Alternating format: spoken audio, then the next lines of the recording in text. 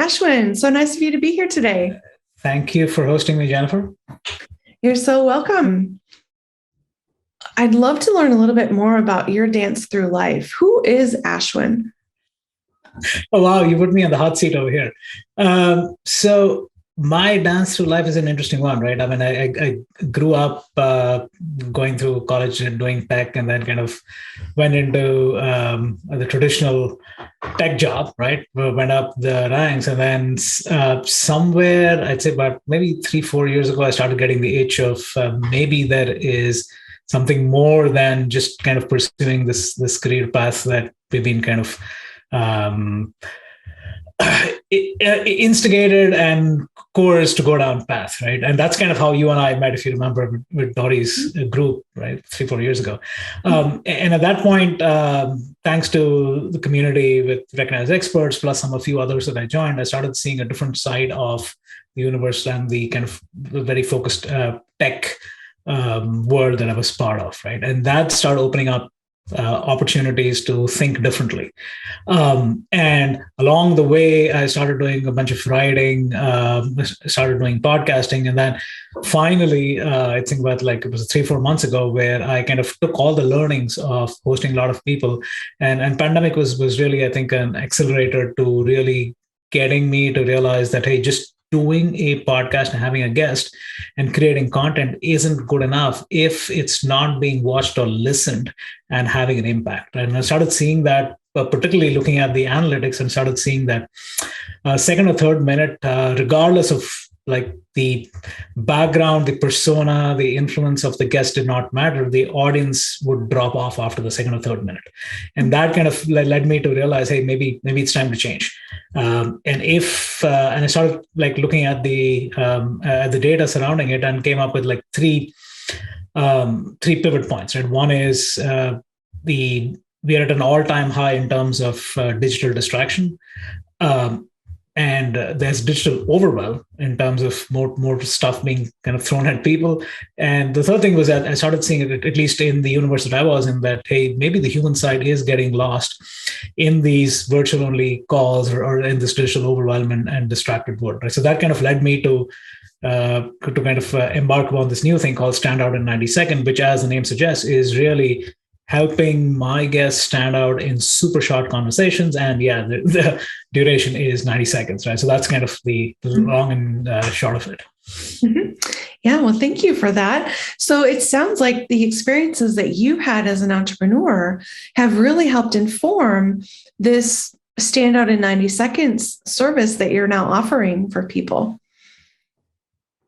Yeah, it is. And so you're exactly right. I think part of the entrepreneur journey is to actually understand what the audience craves. And some of it, they won't even come out and say it. So for me, I think this whole putting cybersecurity, which is a highly technical universe, and it's filled with jargon and filled with things like compliance and privacy, which is all important. But ultimately, as long as there are humans behind it, regardless of whether you're a practitioner, regardless of whether you're a vendor, the hunch was, hey, people need to relate to the human being behind it, right? And it's not something that's talked about much in our industry.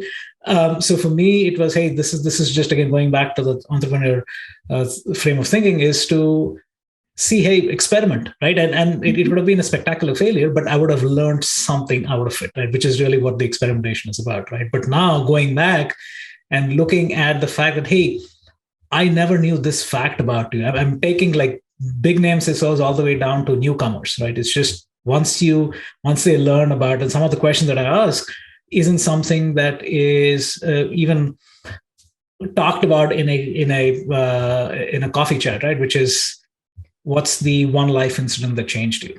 Or if you had to do a do-over in your life, what would that be like, right? Mm-hmm. What's the kind of thing someone has done for you? And these are the kinds of questions that I ask. And the answers are pretty stunning at times, because everybody's life journey is very different.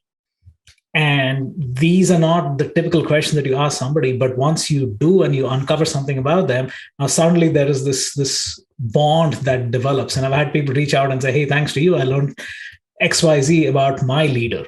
and they're in the same organization, right? So even if you have all these structures in place of, okay, a boss, a colleague, a partner, even you may not know things about them, and that's part of what this is about, to kind of bring out the human side. So as you say, bringing out that human side is one way to create that connection and create bonds between people. Correct. Why else is this content important? So it's also one of those things of you. I look at it from an industry perspective, from a business perspective, right? Which is to say, yes, we talk about the Great Resignation. We talk about the fact that it's a employees universe right now. They can choose to go where they want, how they want. But one of the things we have to recognize is, are we giving, as employers, as hiring managers, it's like, are you giving enough context above and beyond the pay grade or the title or the company name and all that? Because ultimately they're going to be working with you, right? So the bonding aspect of it is just beyond just, hey, listening to this 90-second thing. It's actually saying, hey, if I'm a hiring manager and I'm putting myself out there in this 90-second thing, potential employees can understand what it is could be like working with me. Because today they have no context, right? I mean, all they have is numbers, Glassdoor reviews. It doesn't tell you about the human being. Right. And it's not just one person. And I say, it's like, hey, you work probably with your boss, maybe, I don't know, in a 40 or 50-hour week, maybe about a couple of hours. The rest of it is with colleagues and partners, right? So again, in a larger context, this is also to say, hey, understanding the human side behind your colleagues, your partners will give you a better understanding of what it is to be, even before you join the organization. But then you kind of fast forward that in this hybrid digital, like crazy universe we live in right now, is even if you're within an organization, understanding a little bit more about your colleagues within your group, across groups, actually helps foster that connection again. So it's not only a one-time thing of saying, hey, I get to know somebody. It's like on an ongoing basis, people get onboarded, right? You have like 20 new hires coming in, and a year later, we've pretty much been on Zoom. What do you know of them? Like, where do these digital hallway conversations happen? I actually was talking to a past guest of mine, and she was telling me that she used to have these virtual town halls, and about 40, 50 people in her 300-person organization, so a fifth or a sixth of her team would be invited. And she said 90% of the team would have their video turned off. So she's saying it's like, okay, 50 people, 5 of us have our videos turned on. The rest of the 45 have the videos turned off. And I can't even tell them or command them or coax them or request them to turn it on, because it's their prerogative. So now you look at it and say, okay, so if I've hired new people and they're not turning on the video, like, where do these bonds get formed? So that's kind of part of the larger equation, is to say, hey, this is not a one and done thing. This is an ongoing thing. As people evolve, as new people come in, how do you kind of foster that connection?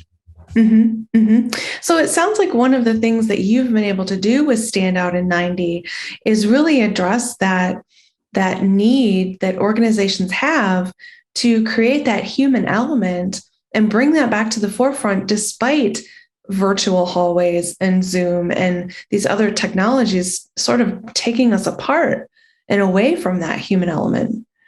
Yeah, it's very true, Jennifer. I think the initially when I was kind of contemplating this, it was like, hey, would people be comfortable answering these questions? And I tell you, right, after doing about 50 of these, it's like they're not only comfortable doing it, it's like there is a sense of, you made me think about my journey. You made me introspect in a way that I have not done in a long time. Right. So I don't claim to be a coach. I don't claim to be somebody that asks you to look inside your soul, anything like that. These are just questions, right? But when was the last time you thought about a life-changing incident? Right. And it's not something that, but so that's the other part of it, right? Which it also gives people a reason to pause. And again, going back to digital distraction, overload, attention deprivation, this is anything but that, because it forces you to slow down, introspect, and be like thoughtful in what you say. So if people are interested in learning more about your Standout in 90, where can they access it?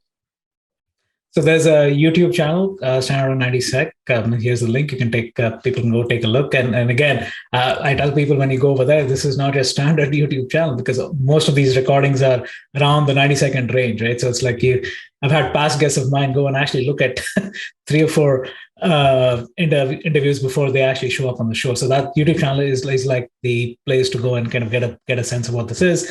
There's also hashtag on LinkedIn where you can go and see the engagement, and you can see again back to the reason why people engage with this. You can see the comments and the views.